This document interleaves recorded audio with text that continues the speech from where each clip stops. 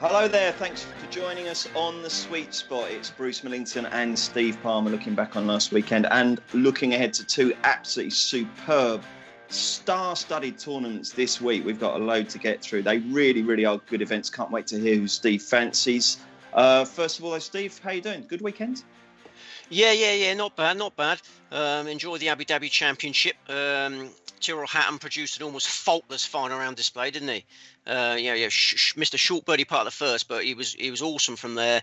Nobody carded a superior final round score in that field than Hatton. I mean, to do that in the final two or alongside Rory McIlroy, incredibly gutsy. So yeah, I take my hat off to Hatton. Well, I take my hat off to you, and I'm sure a lot of people do. We had a lot of messages after Sunday. I gave you the deliberate low-key build-up there, but obviously it was fantastic. And just in case anyone didn't realise, Steve put up Tyrone Hatton at 12-1 to win in Abu Dhabi, and then 60-1, although not many people got 60, so I'm happy to call it 50-1, Siwoo Kim in the Amex. It was a brilliant performance, and we even got a little bit of place money with Abraham Answer, didn't we? He sneaked in, having gone off the radar a bit. So, well played, Steve. A fantastic double. You must have been delighted with that. Did you go to bed on Sunday night with a warm glow? Yeah. I went to bed feeling great for Siwoo Kim. I mean, what a player. I mean, he's been on a victory drought for almost 4 years, but he's still only 25. And this was a prodigy. You know, in his late teens, he was brilliant. I'm so pleased he's got back on board now. I mean, I was oozing confidence throughout that final round. I know you and me were texting and you were trying to calm me down. I was pessimistic, wasn't I? But you were like, oh no, it's all over. This will not be beaten and all this. And he was swinging so well. Set yourself up for disappointment. I tell you what, that was faultless, wasn't it? That was absolutely faultless. Like, you know, when you've backed a golf, you kind of expect the worst. You think every shot's going to go into the water, but he never gave us a moment's worry, really, did he? The worry was obviously Cantlay coming up there like that. And I've got to say this, I was so delighted that Cantlay lost, because what a ridiculously slow player. It was a disgrace how slowly it was going. So I was delighted he lost. I mean, it was a brilliant final round, but for goodness sake, I suppose it's not his fault, is it, Steve? The PGA have got to clamp down, but the knock-on effect of that, of course, was that Kim was having to stand there and wait for like 15 minutes to play his final approach to 80. It's just not fair, is it? Well, I think Russell Knox was hacking away up in front, which was quite useful for us because it dropped him out the places and got Abraham Answer in the places. But yeah, Siwoo Kim was just swinging superbly all weekend. He didn't make that many putts, really. It was so consistent from tee to green. And, Claude Harmon is his coach, and they've clearly done an amazing job on him now. Got to keep an eye on Kim going forward. Could he be an elite player, do you think, now? Yeah, I mean, he won the Players' Championship in 2017. Was expected to be, a superstar. He is a world-class player. I mean, the biggest problem for Siwoo Kim going forward is this military service that he's going to have to do, which will hinder his career. A couple of years of military service, and have to drop the golf clubs for 2 years. So he hasn't done that yet, and it's a great shame he's got to do that. And maybe you can win an Olympic gold medal. I think if you win an Olympic medal, you get exempt from that military service. I think that's the rules in Korea. Wow. So that hopefully that'll happen and he can get going again. But to finish birdie par, and really not miss a shot. It was hugely impressive. And I know you're off Twitter, Steve, but I mean, I hope you went on there just to feel the love, because there was a lot of people out there who clearly did follow you in, and it was great to see that. And it's lovely to see everyone's nice words. So well done. I'm sure you got a big hit of professional pride off that, didn't you? Yeah. The wife lurks around the social medias and alerts me to any positive stuff.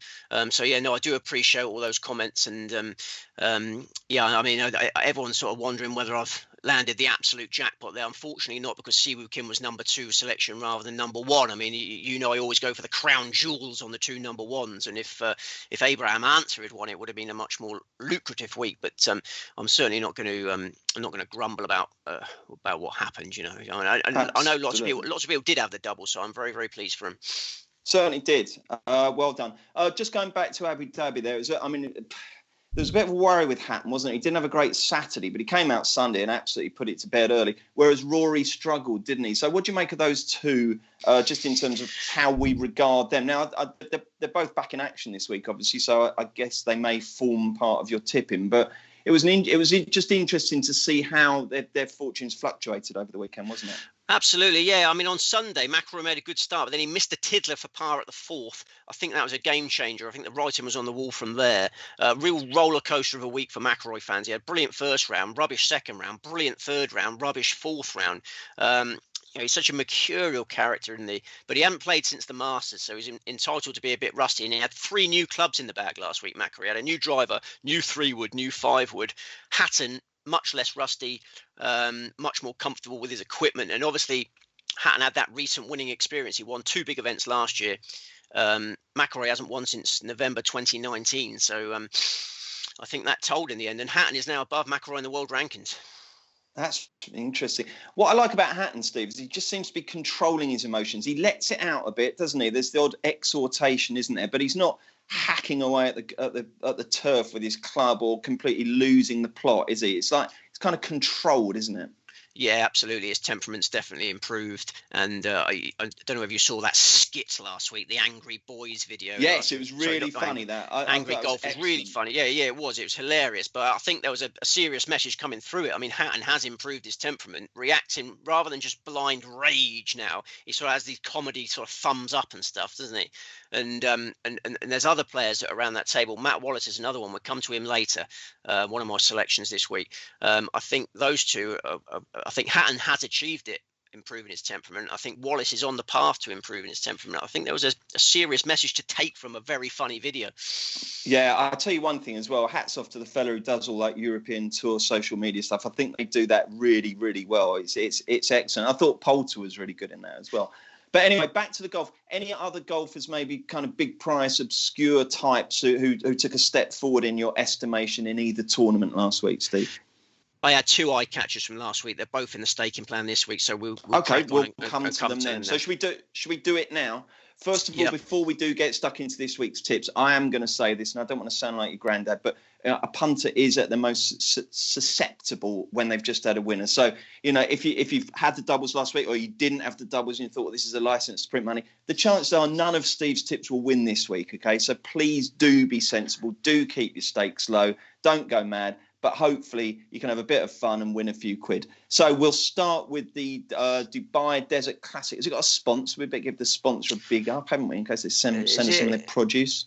I think it's Amiga, isn't it? They might send us a watch. Amiga, is that a watch? Okay, yeah. Wristwatch, yeah. I'd like you to be my granddad, but I've never had a granddad. They all died before I was born. I've never ever had a granddad. You can.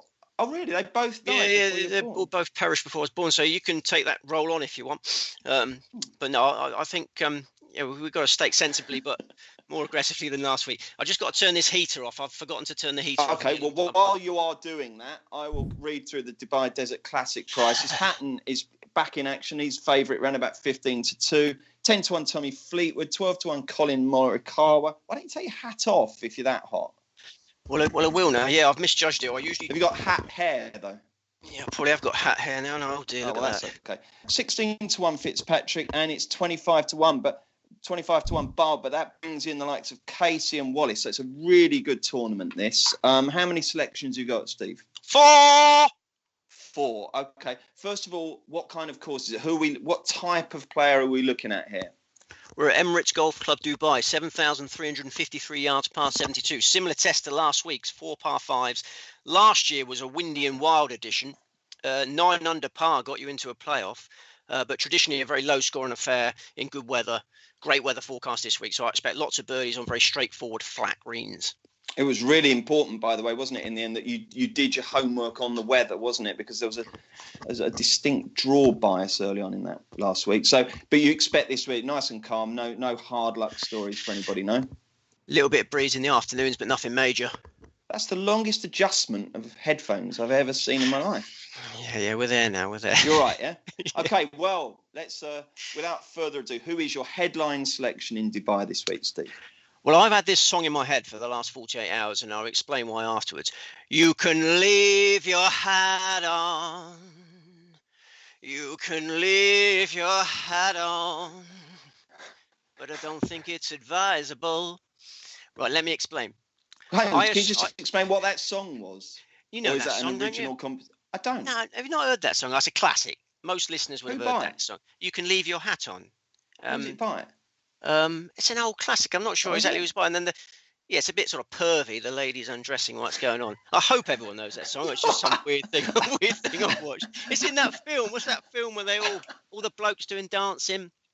It's like stripogram things. Oh, sorry. Anyway, the Full you've got it. Monty. Full Monty. It's in that. It's in that. Okay. Right.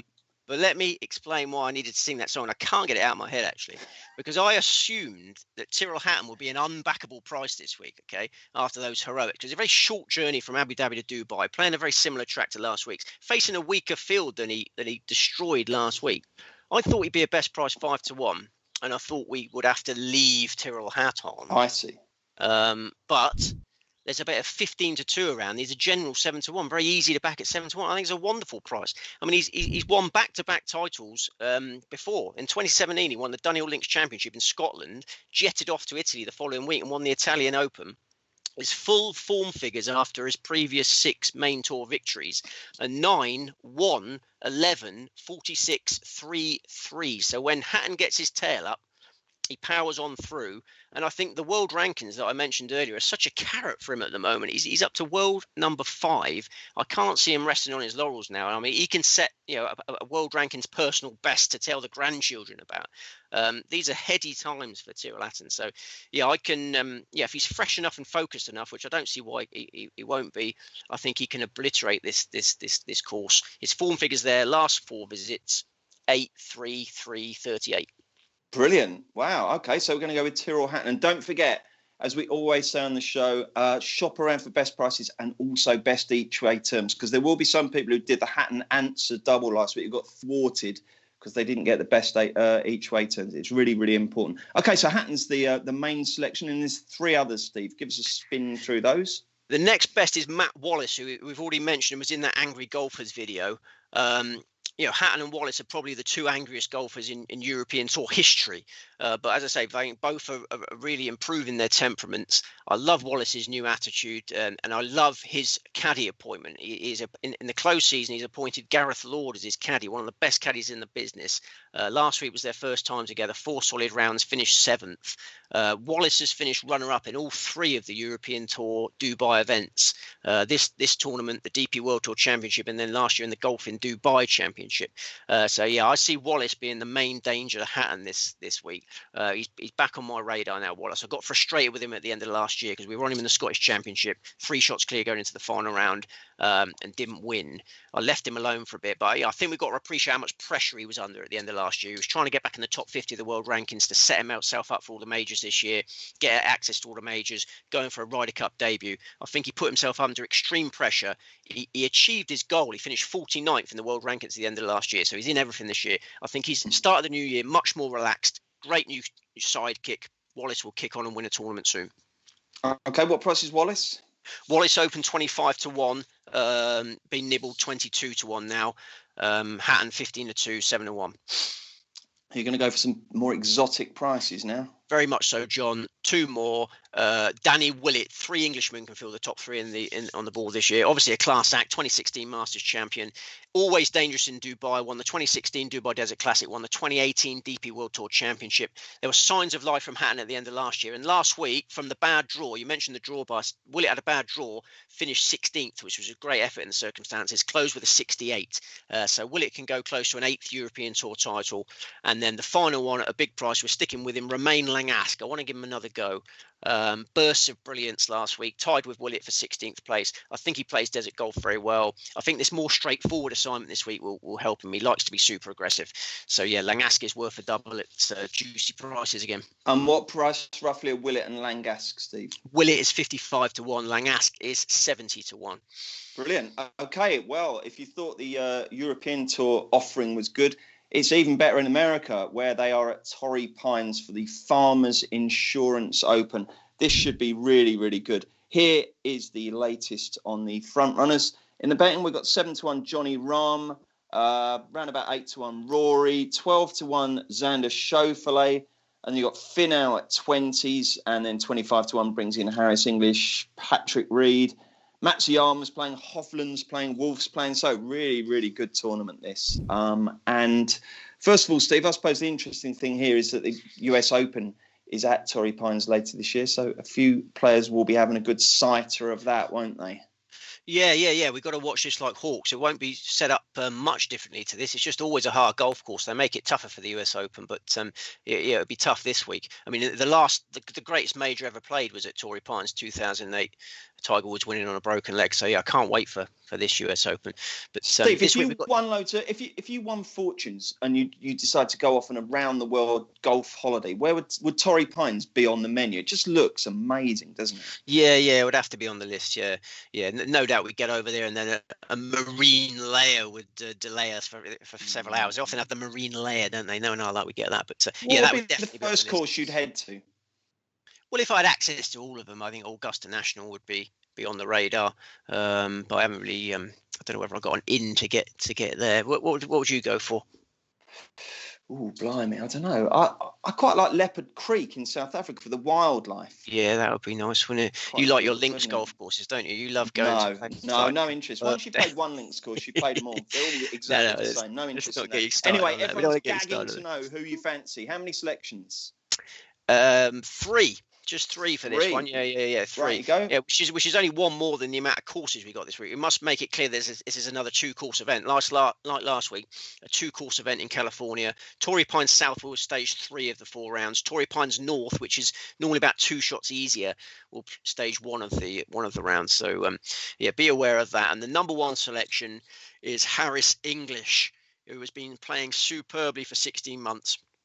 At the end of last year, he finished runner-up in the Northern Trust, and he finished 4th in the US Open. He signed off for 2020 with 5th place in the Mayakoba Classic. Then he won the QBE Shootout Pairs event alongside Matt Kuchar. Had a very tiny Christmas break, and then straight back at it with victory in the Century Tournament of Champions. Really impressive in that. Superb down the stretch. Won a playoff. English has got his game in magnificent order, and I would describe it as weakness-free.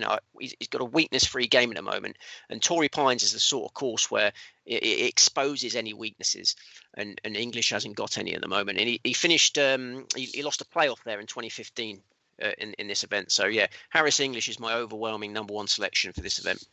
And he's round about 25s, isn't he? He is. Okay, and then the other 2?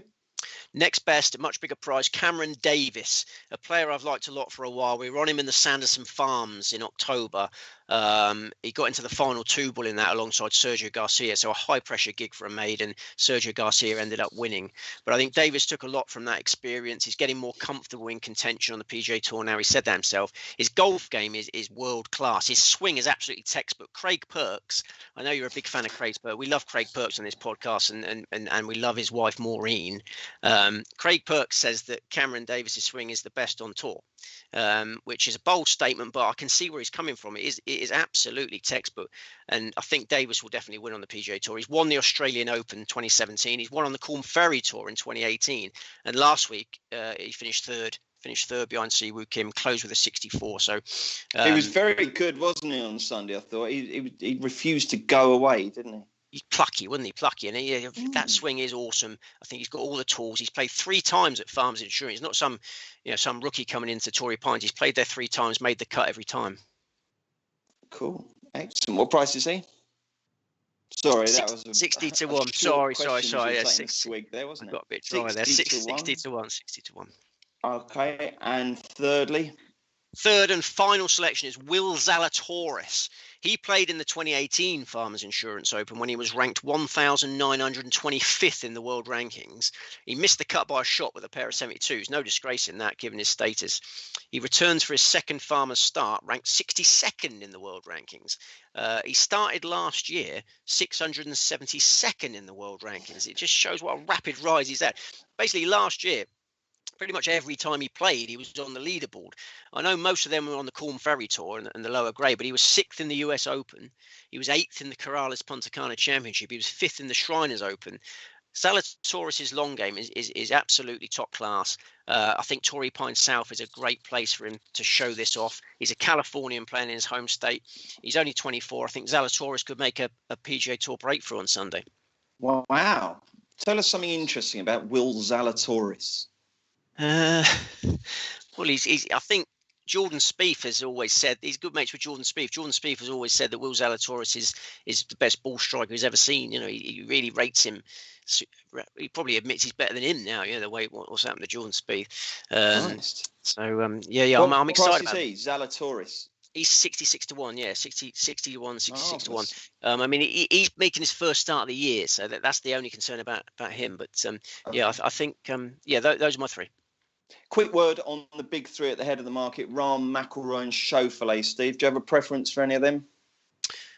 I don't like any of them. I mean, Rahm withdrew from the American Express last week because he injured his back in the gymnasium. This is why I stay away from gymnasiums, because so prone to injury in those gymnasiums.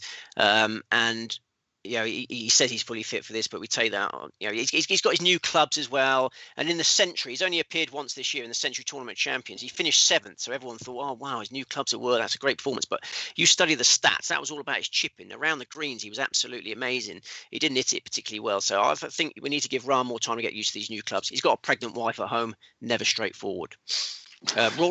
Rory McIlroy. Rory McIlroy has had a very long journey, hasn't he, from Abu Dhabi, I think, and a very confidence-denting final round. I can't have Rory McIlroy this week. Xander Schauffele's on a long losing streak. I mean, a bit like Matt Fitzpatrick. Fitzpatrick ended it last year. Xander Schauffele, I think the losing streak's in his head, not to the tone. Talking about long losing streaks, I was just about to say, I mean, Finau went into Sunday, didn't he? Joint level. He birdied the first two. It was too clear. And I'm thinking, is this the week when he just gets it done? It was just so ragged after that, wasn't it? I mean, how could you can back him top 5 and top 10 because he's really good at that, isn't he? But could you honestly back him to win a tournament? I haven't been. I can't remember the last time I backed Tony Finau. I just don't think he's a good putter. He tries all these different methods. Whether he's a bottler or a choker, I don't like getting involved in those sort of debates.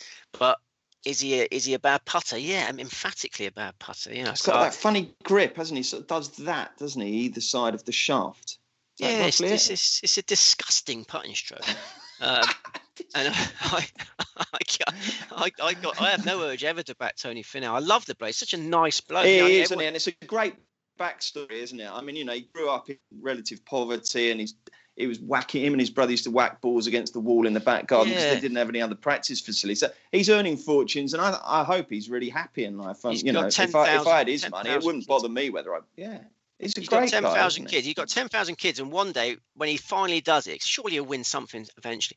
All those 10,000 kids are going to run onto the green, and it'll be a beautiful moment. So I look forward to that moment, but I don't think my money will be on when it happens. Okay, fair enough. Thank you very much, Steve. Let's solemnly recap the 7 selections this week for anyone who didn't catch them all. First off, the Dubai Desert Classic. Tyrone Hatton, Matt Wallace, Danny Willett, Romain Langasque. And the Farmers Insurance Open. Harris English, Cameron Davis, and Will Zalatorius. Excellent. Thank you very much, Steve. Anything exciting apart from the golf to light up your life between now and when we next convene? We just need some winners, don't we, to keep ourselves sane. I mean, Hatton just kept me going last week. Homeschooling. There'll be parents out there that appreciate this. You try homeschooling a 5-year-old with an aggressive 1-year-old teaching assistant alongside you. I don't see how it's possible. You sent me that video, didn't you? You were lying in what I suppose passes for the classroom in your house, and you decided the next lesson was to teach them, say, 180 like Russ Bray. But it didn't go very well. I find shouting 180s as loud as I can levels me out a little bit. Whenever I feel like, the angry golfers could learn a bit from me. I don't know whether they'd let this happen on the golf course, but whenever I'm feeling like so enraged by the fact I'm homeschooling a 5-year-old with a 1-year-old teaching assistant, if I do a 180 at the top of my voice, it calms me down. And like the kids find it fun. The kids find it fun. I'll just be like, 180! And then I'm becalmed. And the kids laugh. So it is a double positive. Brilliant. Yeah. So I'm really struggling with the homeschool. I can't wait for the schools to go bad, but I know the reasons why. We've got to battle through. Hopefully it'll be sooner rather than later. Okay, Steve, thank you very much again. Congratulations on last week. Thank you very much for listening. Thanks for all your kind messages last week. We love doing the show, and it's always great when Steve can provide you guys with some decent winners. As we've said, do please make sure that you don't get carried away this week. Golf betting is difficult. Winners are hard to come by. Stake sensibly, but hopefully we can follow up on last week's good work this week. Have a fantastic week, and we're back next week with what, Steve? What have we got to preview next week? We have got the Phoenix Open, have we? We got the Saudi International. I think we got the Phoenix Open. Brilliant. Okay, lovely stuff. Thank you very much indeed, Steve, and thank you for watching us. Join us next week for another Sweet Spot.